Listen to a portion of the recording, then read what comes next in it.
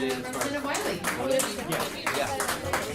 Well, I'm going to start by saying I know that you folks work really hard, that you are highly educated, you do some of the hardest work there is to do, and in my mind, you don't get paid nearly enough for it.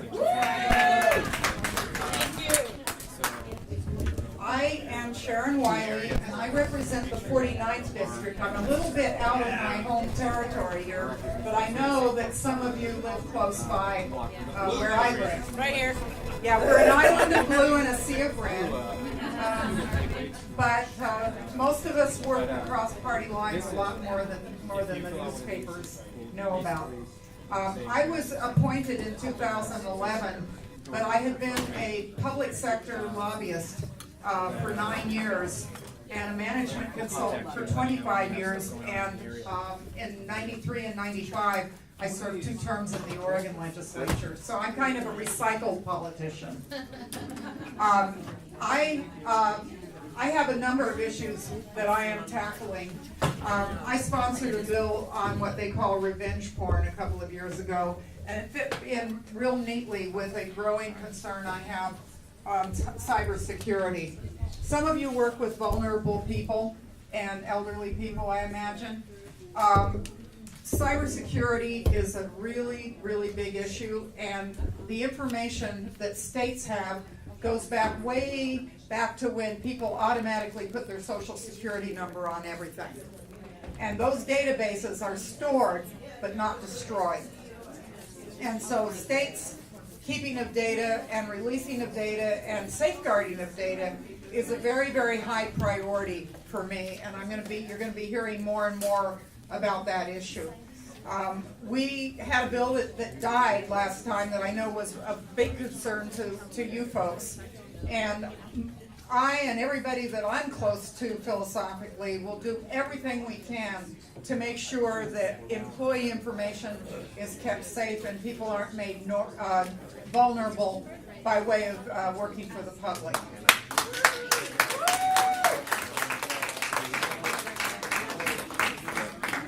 I also am chair of the Commerce, or I'm the vice chair right now, and probably will end up being the chair of the Commerce and Gaming Committee, which is trying to implement a whole new system, 2 whole new systems really, because the initiative that destroyed our liquor system was the basis for the details in the cannabis initiative. So 2 initiatives. One destroyed a system, one created a brand new system that was based on the nuts and bolts of the first system that was destroyed. So my committee with the Liquor Control Board has been trying to create a system that is fair, that helps pay the bills, is taxed, takes care of people with medical needs, and keeps marijuana out of the hands of kids. Last session, we also tackled the problem of vaping tools. And if any of you have anything to do with the schools, you know that that's a big problem. There's little tubes coming out of backpacks, and you don't know what is in it. You don't know what the carrying chemical is, and you don't know whether it's pot or whether it's nicotine. And every time I hear the word nicotine, I kind of go bananas.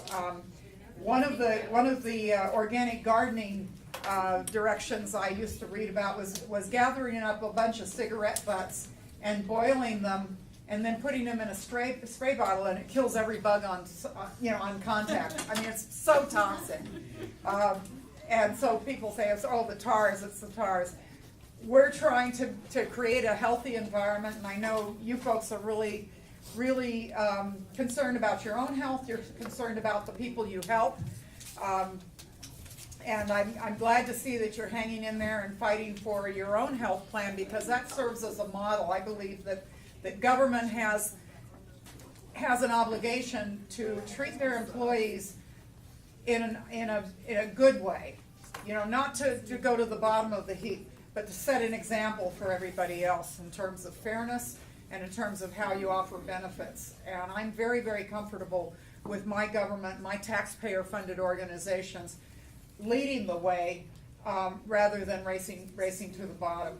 And as you know, legislators don't get right involved in the negotiations, but we do pay attention. And you know, my editorial comment is that almost everything that is wrong with our medical system today comes from placating folks that merely want to make a profit over people's illnesses. And so the compromises, I'm a great believer in compromise, but some of the compromises we've had to make in order to inch forward are real hard to deal with, and people are using those compromises that don't work out very well to try to attack the system. And I'm very committed to moving forward and getting to a place where we have a decent healthcare system for everybody. And I mean everybody, and that it is affordable.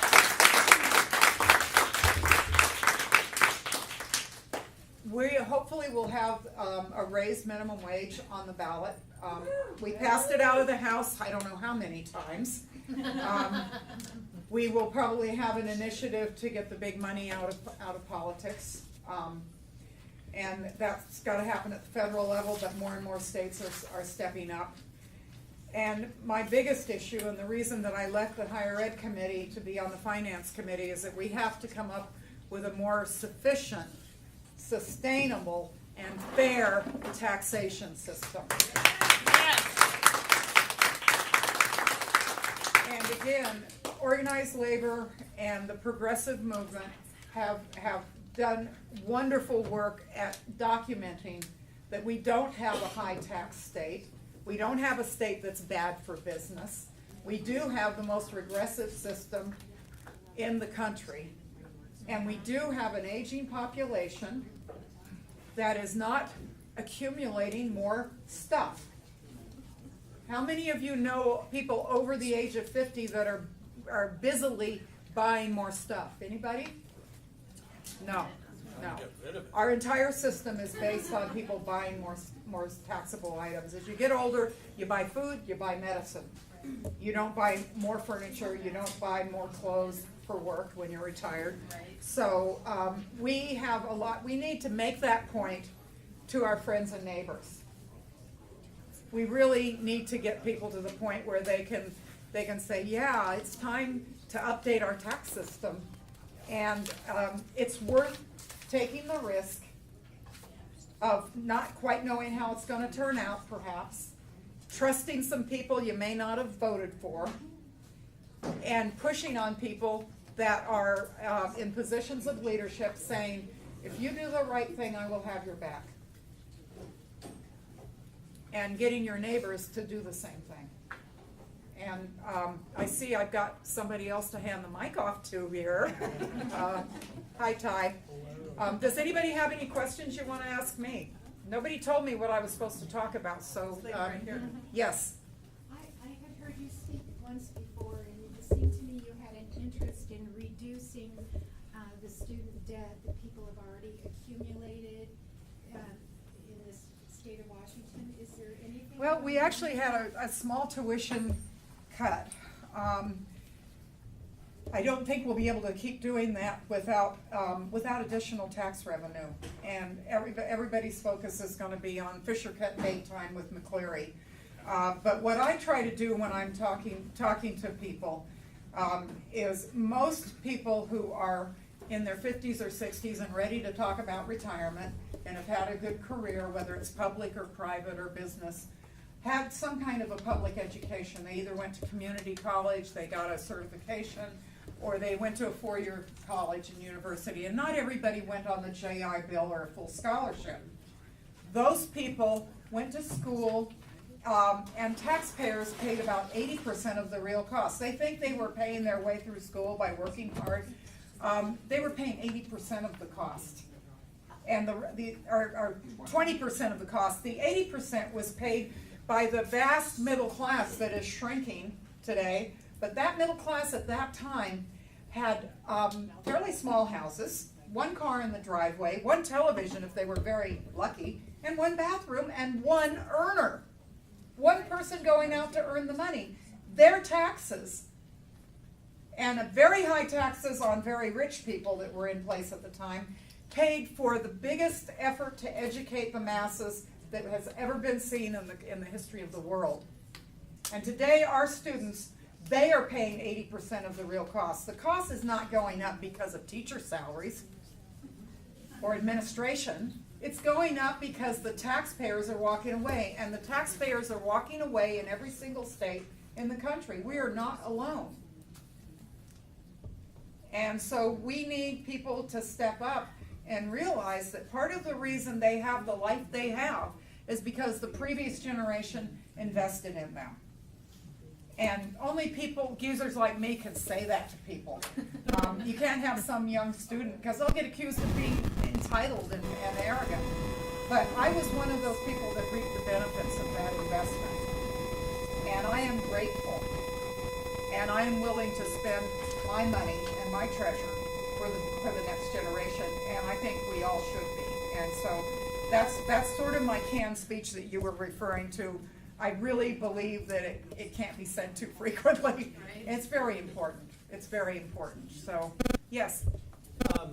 There's a new thing that a lot of our members just found out about. You familiar with the Freedom Foundation? Okay, yeah. Okay, so they're a group that's coming after us, especially as youth members. They want to take our pensions, our health care, our salaries, everything. They want to wipe it out. They just did a public disclosure request to get all of us state employees information. Just wondering if you have thoughts on that, what kind of things you see being able to do to block that and help stop that and protect us as state employees. I'm not familiar with the arguments on both sides of the legal argument. I am not in favor of what they're trying to do, and I think that if there are things that we can do legislatively to make that less of an option for them, I would be happy. I would support that. One of the concerns that I think everybody understands and is in agreement with is not releasing so much information about public employees that they are more vulnerable than regular folks to identity theft and that sort of thing.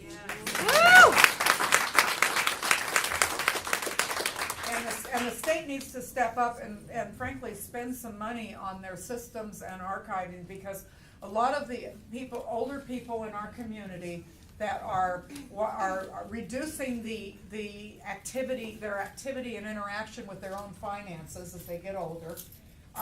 They have their Social Security number in every system, and they're not able to pay as much attention. And states and cities and public entities that don't pay attention to that have vast amounts of identity information of vulnerable people going back a ways that they're not safeguarding very well. And our governor is one of the best in the country at stepping up. He's hired a cybersecurity person, and I'm hoping to be working with that person and some other people, our Attorney General, on better consumer protection measures and a better system. We have systems that don't talk to each other. They don't even keep the same kind of information. So, well, you got other people to listen to, and I'm glad you're getting together like this, and I'm really happy you invited me. Thank you.